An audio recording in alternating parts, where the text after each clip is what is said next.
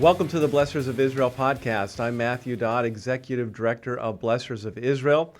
Honored to be in studio today with Pastor Rich Jones. He's the founder and chairman of Blessors of Israel. Pastor Rich, today is 468, day 468, since the horrific events of October 7th, 2023, when Hamas terrorists, proxies of Iran, entered into Israel, murdered 1,200 individuals. They burned and beheaded babies, raped women and young girls, took over 250 people hostage. I think it's important for us to remember the context as we now talk about what we're hearing in the news, that there's this ceasefire deal, this arrangement for hostages. And I think it'd be good for our viewers to get some insights as to what's taking place. But also, I think it's important for us to look down range, so to speak, as to what's the viability for such a ceasefire arrangement. What are your thoughts? Well, firstly, I mean, this day has been long awaited, a lot of pressure. And of course, when you hear potential ceasefire deal with Hamas, I think most people want to be excited. You know, finally, this is a great day. We're going to end this war, horrific war, and bring some peace back, to the Middle East. And rightly so, people want to be excited. The problem is that when you start digging into the details of the deal, there's a lot of room to be concerned. And I would agree with that. So they've broken this down into phases. Right. And it's supposed to begin, if everything goes well. Earlier today, it looked like things were on hold. But then later, while we're recording this, just before we started recording this podcast, the Jewish News Syndicate noted that it looks like the deal is back on. It looks like Sunday, 12:15 p.m. Israel time. Phase 1 will begin. And with that first phase, there will be the trickling of the release of 33 hostages. We don't know how many are alive versus dead. Some are apparently very, very sick or have been wounded. And so there's also a family with 2 young children. It looks like they're going to be released along with some IDF observers, female observers that are going to be released in that first phase. But 33 out of the 98 that remain, living and dead. And then with that, then you're going to have an exchange, though, of now get this, about 30 to 1 of criminals, of terrorists, about 1,000, though Ben Gvir says upwards of 1,700 when you put all the numbers together over the course of the first 6 weeks. Right. And that's cause for concern right there. How do we get this, your justice meter, 30 to 1 terrorists? Well, that has been. Now, see, the thing is, the terrorists of Hamas know that Israel is willing to give up huge numbers of prisoners for one, Clearly, you see the difference for Israel versus Hamas in terms of the value of a life. Significant, but we've known that all along. Yes, and Israel is a democracy that faces a lot of public pressure.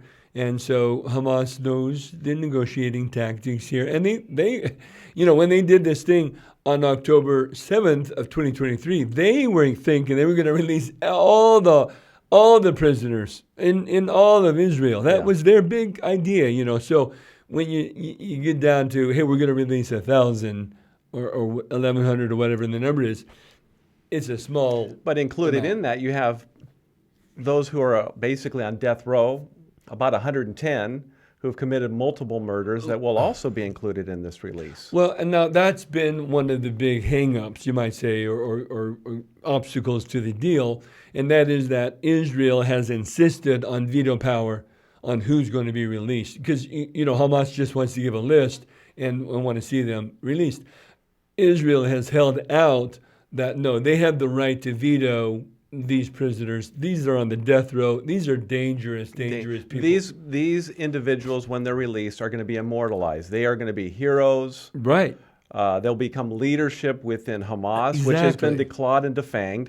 But this is an opportunity for them to rebuild. In fact, Blinken, Secretary of State Blinken, just came out earlier this week, and he noted that according to the United States, Hamas has already recruited the numbers sufficient to replace all those who have been killed as a result of this war. Maybe not quite, but very, very close. But that's alarming. Then you add the 1,000 plus. Right.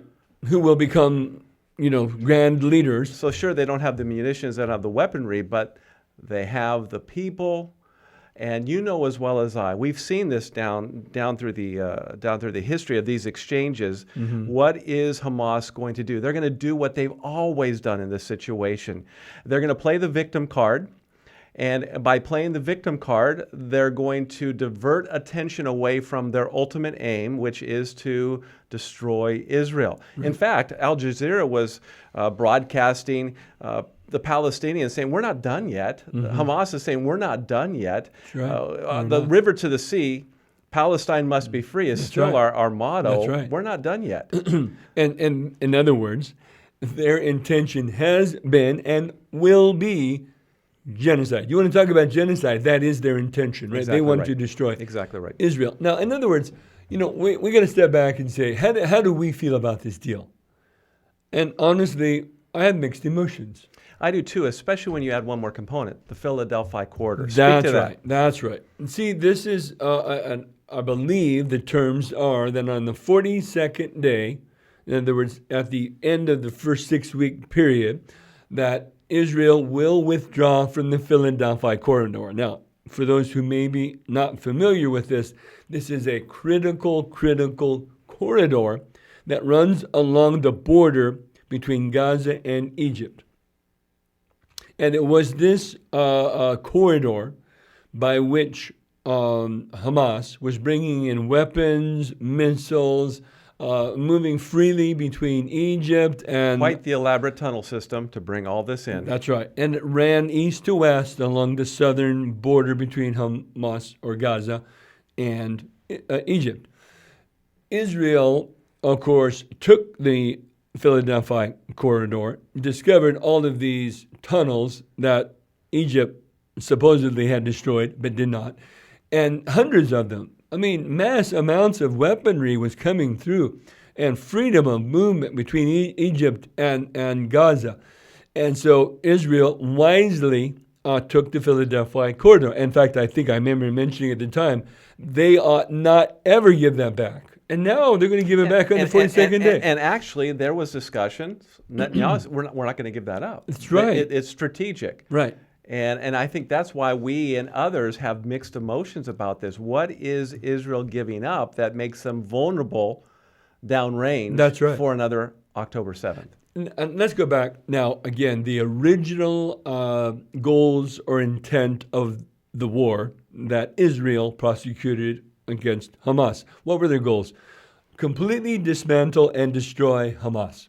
That was like number one. That's right. Number two, of course, getting back all of the hostages. Number three, find some other means by which Gaza can be managed outside of Hamas being the governors, administrators of Gaza. Now, let's take a look at those three goals. Number one, they are not going to be destroying Hamas. That goal is not going to be reached in this deal. Hamas is going to be put right back into managing and overseeing and governing. And I'm glad Gaza. You brought that up because recently, again, Jewish News Syndicate came out and they said a survey of the Palestinians, 2/3 want Hamas still at the helm. Exactly. After all of this. Exactly. And so that massive goal, which everybody applauded at the time, is not going to be achieved. Number two, the return of the hostages. Of course, many have been returned, and 33 of the 98 are part of the phase one. But interestingly, there's no real outline for phase two or for phase three. Not at all.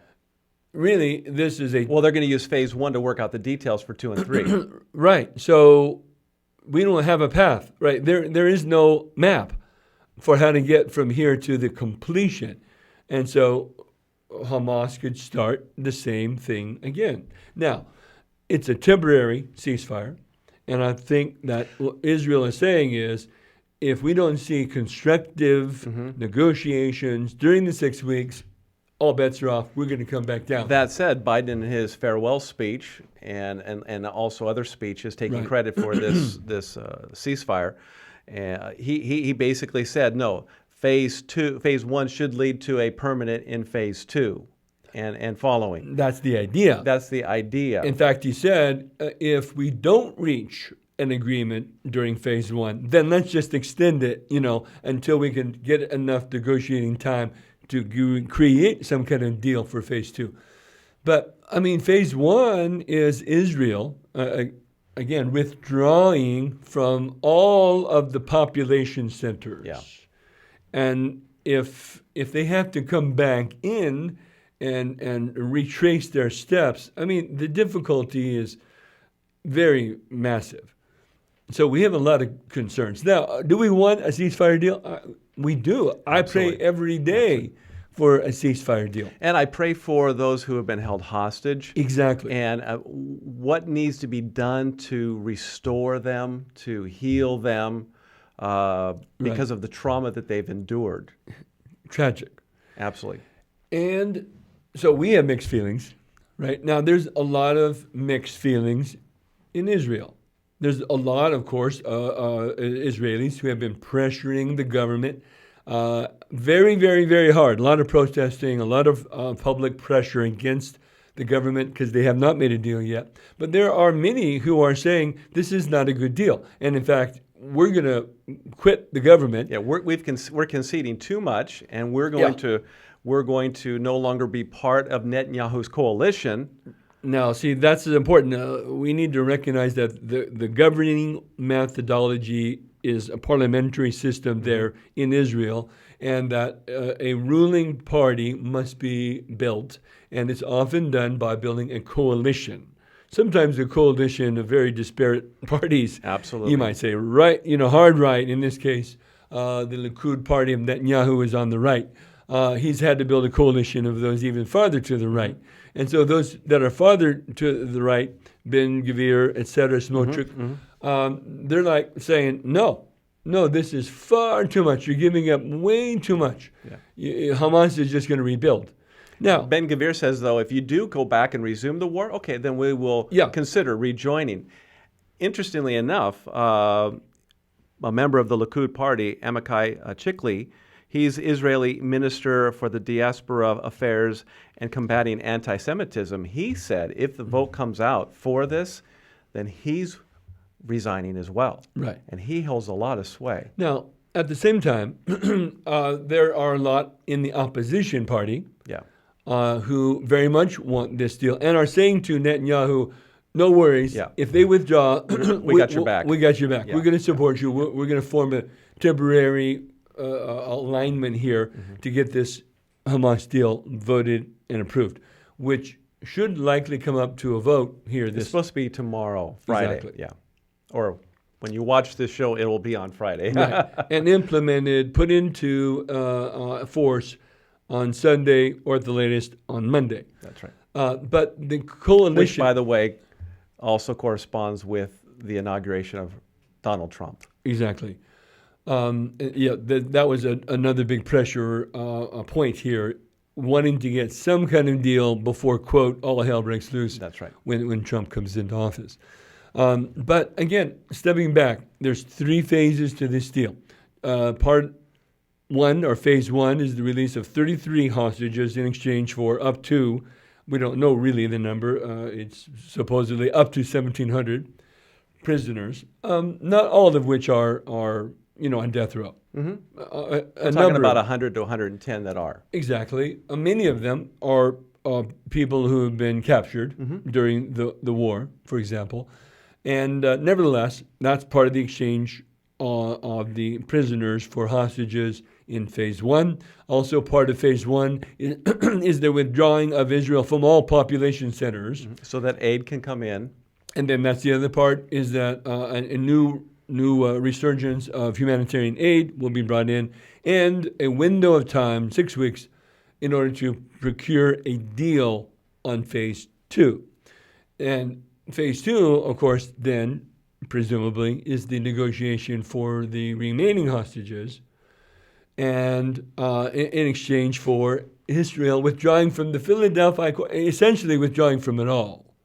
But what's the motivation for Hamas? Okay, you've given up 33, but now you've already gotten some of the concessions that you want. What's the motivation for them to be proactive? Let's get phase two going as quickly as possible. Well, they believe that they're going to get Gaza back in its entirety. That the only thing that has changed between October 7th, 2023 and today is that there's more destruction.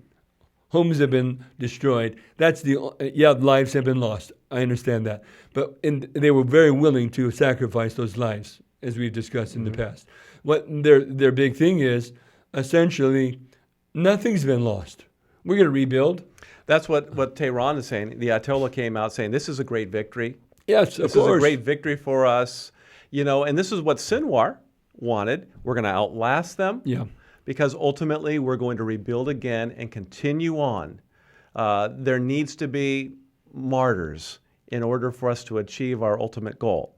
And so all these sacrifices are worthy sacrifices to achieve that goal. That's right. And if you were to do, and I've seen interviews, surveys of Palestinian Arabs living in what could be called the West Bank.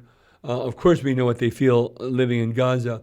But the vast majority of Palestinians from north to south, not all, but the vast majority believe that Israel is an occupier and that they have no right to that land, none of it, not 1 foot of it, and that their full intention is to resist Israel, destroy Israel from the river to the sea. Israel will be free. They don't want a two-state solution. They want a one-state solution, and Israelis are not part of that one-state solution. Palestine will be free. Exactly right. Exactly right. They don't want a two-state solution. They want a one-state solution. They've said that repeatedly. So looking downrange then, how is this really going to work? For me personally, when I look at this whole situation, I see more of the same. Hamas will regroup. They have a popular support within Gaza. They're going to rebuild. They're going to play the sympathy card. I think what you may have is a situation where, because they're in a position of weakness right now, they're going to stage things much like they did before October 7th. Exactly. Look somewhere else. Yeah. Don't look here. We only want peace. Hey, we learned our lesson. We're going to play nice. And then, bam. Weren't those the terms on October 6th, the day before? Weren't they under a ceasefire agreement the day before they did all this? Give us the work orders. Exactly. Look over there. And don't pay attention to the fact that we're staging training sessions in these mock-up kibbutzes. Exactly. So, you know what I'm saying? And so now we look at Gaza. There's a lot of destruction. There is no question about that. But I tell you, as soon as there's a permanent ceasefire deal and the hostages are returned, billions upon billions upon billions of dollars are going to come flooding into Gaza to rebuild. That's right. And Hamas will get control of almost all of those funds. And the pressure, because the narrative globally has pivoted now. We've seen a global pivot. That's right. So the pressure will be on Israel even greater than it has been for a two-state solution, which would weaken Israel further. I think it's important for people to understand when we're talking about a two-state solution, we mean Gaza belongs to the Palestinians, Judea, Samaria, that belongs to the West Bank, but also East Jerusalem. Well, that is, of course, ultimately what they want. That's what they want. They want to go back to 1967. And realistically, that will never happen. I know, but that's what they want. Is surely, my point. Surely. I mean, that's what Putin says. We're going to make it as a priority. All of these Hamas supporters, this is what they want. My point is, they're not going to stop. They're going to continue to pursue this. That's right. You know, I think they're unfortunately, for Christians and for conservatives, sometimes we think others are going to play by our rules and think of things the way we think of things. They don't. No, that's right. And they've telegraphed this repeatedly. There should be no surprise. And it's hard, I think, for us as Christians to say you have to be this heavy-handed, but you need to recognize what's at stake here. That's right. It's an existential threat, and they are looking to take away from the Jews a gift from God, life. So therefore, Israel has the right to defend both. Exactly right. And your point about that so many in the world do not understand the mentality of Palestinian Arabs is an essential point here, because you're right. So we think of things in our framework. We think, oh, well, we need peace. Let's have peace in the Middle East, And Israel wants a two-state solution. Ultimately, that they have stated many times in the past that they were open and wanting a two-state solution, on the understanding that this is two states, two countries living side by side at peace. We recognize your state and their right to exist. You recognize our right to exist, and let's live side by side in peace. That's Israel's intent, has been for a long time. Palestinian Arabs would say, no. Yeah, if we get a two-state solution, that's only temporary. It's a step towards the one-state solution. There you go.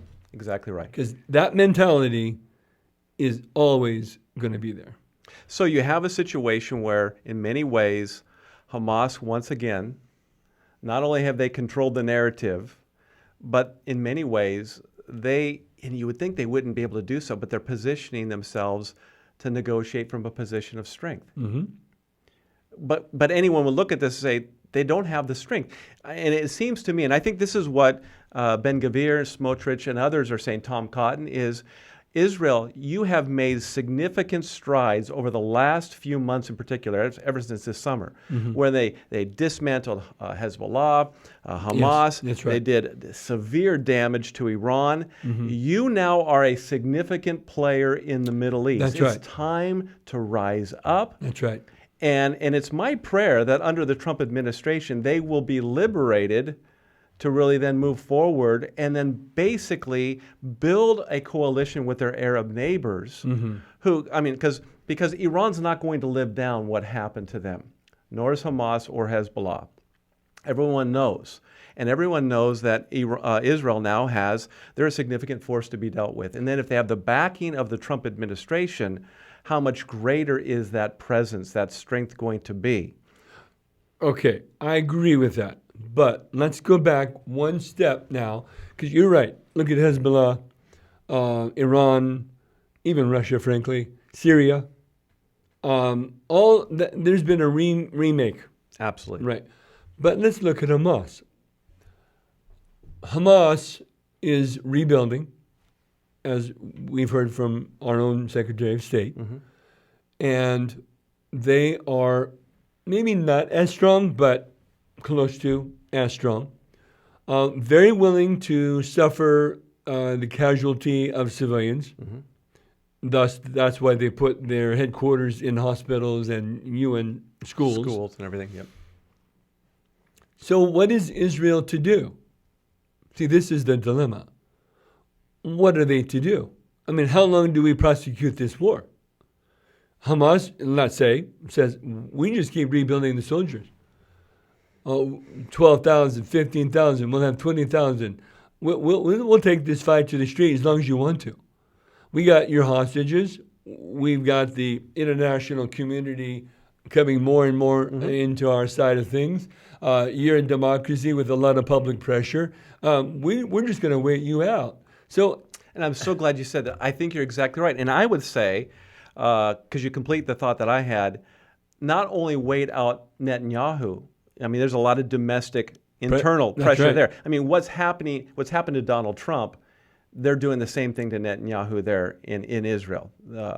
And so I think long game, okay, well, we can wait out the Trump administration.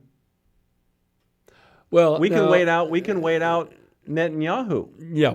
We can wait these things out. We can rebuild. We can get all the money that we need by looking like we're playing nice, but the agenda still hasn't changed. That's right. And that's my point. There's always going to be, in the United States, a new administration. Yeah, that's true. However, I think it should be well noted that Trump's grandiose statement that if the hostages are not released, all hell will break loose, or there'll be hell to pay. I think that did have a factor. I think it had some motivation as well. I'm not diminishing that for a moment. But at the same time, what do if you're Hamas? Okay, well, I'm going to buffet myself as best as I can, and I'm looking again downrange. Mm-hmm. They've got the global community. So all they need is a change in the administration someday that's more pro-Palestinian, and you have a pivot potentially. Right. And that's my concern.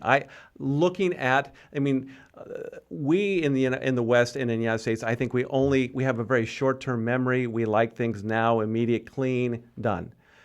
They're willing to outlast anybody Exactly. because they believe they have a mandate from Allah to do so. Right.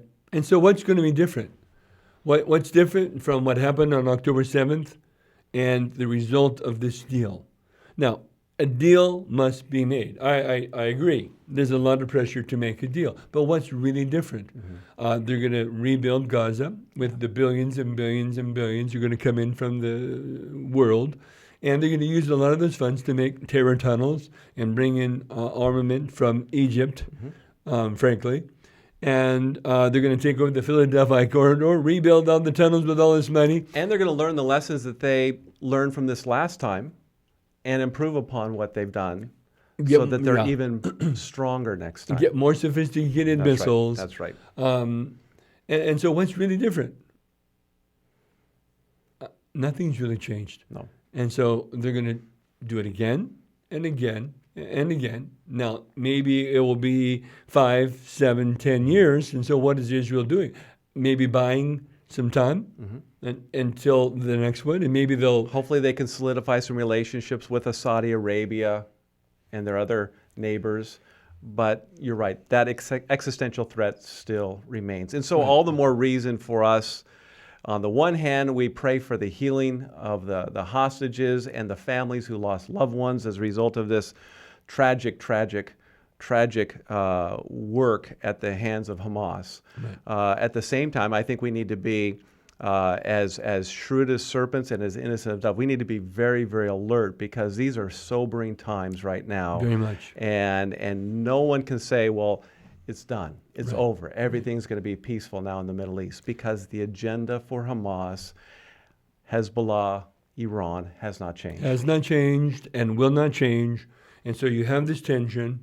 You have those that are pressuring Israel. They must do something. That's right. Make some deal. Then you have the pressure from the far right, Gvir and Smotrich and others saying, no, do not concede until we have Hamas truly destroyed. But what we're seeing is a rebuilding. Yeah. When you have what Blinken said, and you have the support of 2/3 of the population, and we want them to be back at the helm. So we want a deal. We want a deal. Yeah. We support a deal. I'm not just so sure this is the right one. I agree. Well, thank you so much for your time today, and thank you for joining us as well. We pray that you have found this podcast a blessing, and if so, we'd like to encourage you to visit our website at www.blessors.org. That's Blessors with an ORS.org. There you will see our vision and mission statement as an organization. Like to encourage you to take a look at our newsroom. There you will find curated news from around the world, cutting-edge news. When the latest news breaks concerning Israel and the Middle East, we want you to be the best informed. So we want you to check out the newsroom. There you'll find that. Also news articles that we have written with a biblical perspective, along with the video podcast archives and prophecy updates that we've done as well. We encourage you to subscribe to this channel that you're watching right now, and make sure you like this podcast. Share it also with those of like-minded faith who would be encouraged, or maybe they have questions about the issues going on with Israel and the Middle East, and so that they can be informed. Make sure you share this video as well. You can follow us on Facebook, Getter, and X, formerly Twitter. And we encourage you to pray for Blessors of Israel. We believe 2025 is going to be a strategic year for Blessors of Israel. We're seeing the Lord open up amazing doors. We're excited in the coming weeks to announce some of the things that God is doing so that you know how to pray for Blessors of Israel. And also, we encourage your financial support and partnership as well as we move forward to fulfill the commission that God has given to us as a ministry, because we want the church, the body of Christ, to be informed as to how to stand for and with Israel and pray for Israel in the latter days. Well, again, thank you so much for joining us. Remember, those who bless Israel will be blessed. Shalom, shalom.